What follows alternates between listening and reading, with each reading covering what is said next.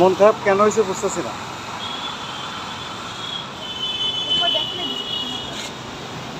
এই যে আম্মা,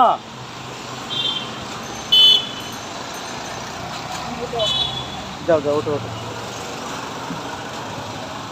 মানে মন খারাপ করে আছে কেন জানো?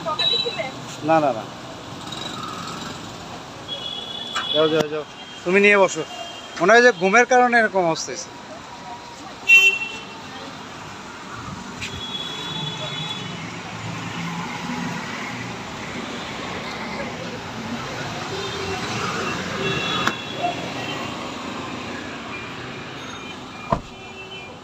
চলো বাসায়। মন খারাপ নাকি এখনো? এখনো মন খারাপ নাকি তার?